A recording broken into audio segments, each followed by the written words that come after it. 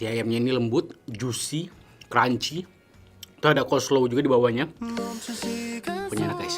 Sahabat Muslim, bagaimana pendapat Anda setelah melihat cuplikan video tadi? Apakah Anda menjadi lapar atau merasa kebalikannya? Menjadi begah karena melihat makanan sebanyak itu masuk ke dalam mulut? Nah, konten tersebut dinamakan mukbang. Istilah mukbang sendiri berasal dari Korea, yang artinya makan yang disiarkan secara langsung.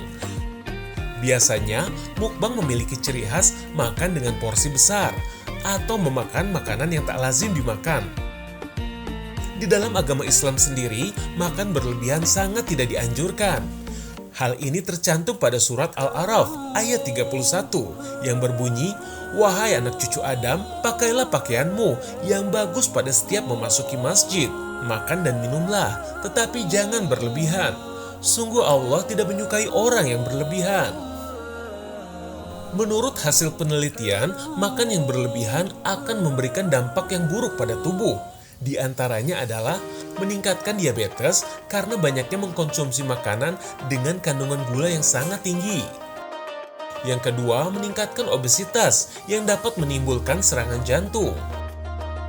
Yang ketiga, mengganggu fungsi otak dan juga hormon, karena tubuh akan melupakan rasa lapar dan menyebabkan penurunan daya ingat. Yang keempat, beresiko terkena kanker, karena makan berlebihan memancing produksi estrogen, insulin, atau asam lambung yang sangat berlebihan.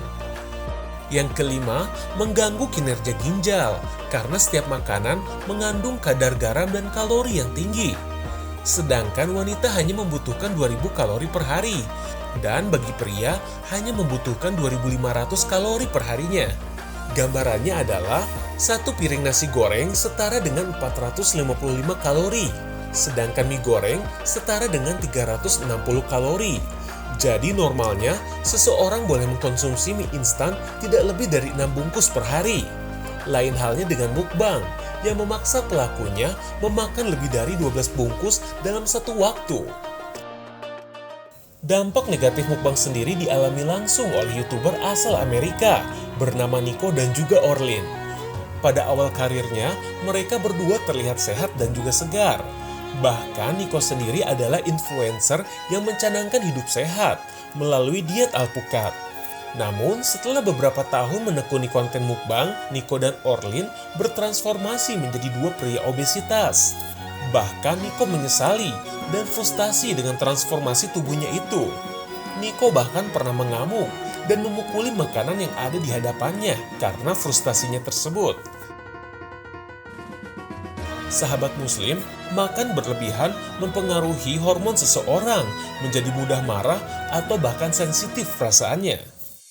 Seperti yang kita ketahui, Rasulullah sendiri sangat menjaga pola makannya. Selain itu, Rasulullah rajin melakukan puasa sunnah yang membuat tubuhnya sehat. Menurut hadis diriwayatkan bahwa Rasulullah memiliki tubuh yang bagus, dengan perut seperti batu bersusun. Masya Allah, sempurnanya Nabi kita. Sisi negatif dari mukbang, selain merugikan kesehatan, tentunya kita melakukan perbuatan yang disukai setan, yaitu membuang makanan. Dalam Islam sendiri, tindakan tersebut dikenal dengan istilah mubazir, yang diambil dari kata tabzir, yang artinya terbuang sia-sia. Bayangkan di saat kita membuang makanan, masih banyak orang di sekitar kita yang kesulitan bahan makanan, bahkan kelaparan. Ada baiknya kita makan secukupnya dan tidak membuang makanan.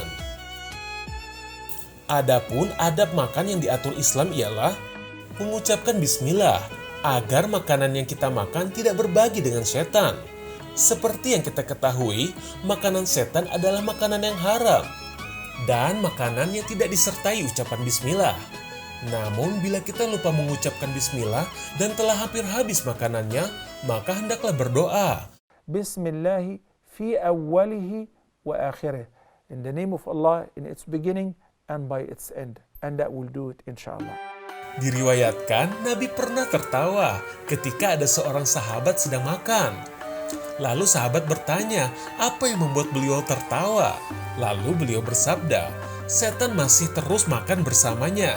Tapi ketika ia membaca basmalah, setan langsung memuntahkan apa yang ada di perutnya. Terkait dengan adab makan, bagaimanakah pandangan Islam terkait mukbang tersebut? Berikut pemaparannya. Bismillahirrahmanirrahim. Assalamualaikum warahmatullahi wabarakatuh. Alhamdulillah, salatu wassalamu ala rasulillah wa ala alihi wa sahbihi wa wala amma ba'd. Sahabat muslim, rahimakumullah.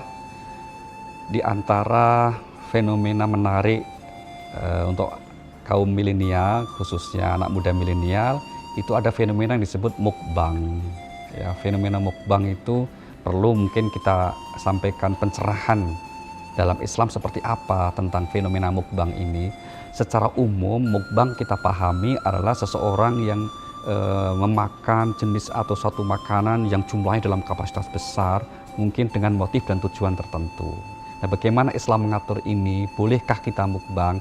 Apakah ada sisi manfaatnya dan madharatnya dari sisi agama? Inilah yang coba kita ingin respon pada kesempatan yang berbahagia kali ini ya. Yang pertama dari sisi makan, agama memberikan aturan paling tidak ada 3 ya. Yang pertama haruslah yang kita makan sesuatu yang halal. Yang kedua apa? Yang baik atau halalan thayyiban. Yang ketiga, ini kata tidak kalah pentingnya, tidak berlebihan. Maka di Al-Quran dikatakan kulu washrabu wala tusrifu, makan dan minumlah jangan berlebihan. Maka dalam konteks mukbang ini, sepanjang yang dimakan itu halal, yang kedua adalah baik, dan melakukannya tidak berlebihan, maka tentu saja itu baik-baik saja, boleh-boleh saja. Maka patokannya adalah 3 hal itu. Kalau dalam prakteknya seringkali ada saudara kita yang melakukan mukbang namun terkesan itu berlebihan, misalnya dalam jumlah makanan yang besar, terus akhirnya menjadi sisa dan dibuang, tentu itu adalah sesuatu yang dilarang dalam agama. Itu namanya mubadzir. Dan Al-Quran mengatakan, mengingatkan kita, mubadzir itu temannya setan. Innal mubadzirina kanu ikhwana syayatin. Sesungguhnya orang-orang yang mubadzirkan sesuatu itu menjadi saudaranya setan. Jadi prinsipnya mukbang dan sejenisnya, termasuk kalau kita ada kawan-kawan kita YouTuber atau apapun yang di media sosial untuk mereview makanan gitu ya, kemudian memakan sesuatu yang jumlahnya kata-kata tertentu dengan memberitahu, mengedukasi kepada umat bagaimana seharusnya makan, sepanjang itu memenuhi 3 ketentuan tadi, maka itu menjadi sah dan boleh-boleh saja, dan bahkan itu akan menjadi bernilai ibadah. Karena apa? Mengedukasi orang, memberitahu orang bagaimana seharusnya mengkonsumsi sesuatu yang bermanfaat. Dan yang terpenting juga menghindari hal-hal yang membawa madharat. Jangan sampai menyuruh orang untuk melakukan dan makan mengkonsumsi sesuatu yang mengundang madharat. Dan itu tentu saja bukan hanya berdosa, tapi membawa tidak baik atau kesehatan kita. Sahabat muslim, setengah jam sudah kami menemani Jumat siang Anda. Tetap saksikan Jendela Islam minggu depan, yang insya Allah hadir dengan tema-tema yang lebih menarik dan juga bermanfaat. Wassalamualaikum warahmatullahi wabarakatuh.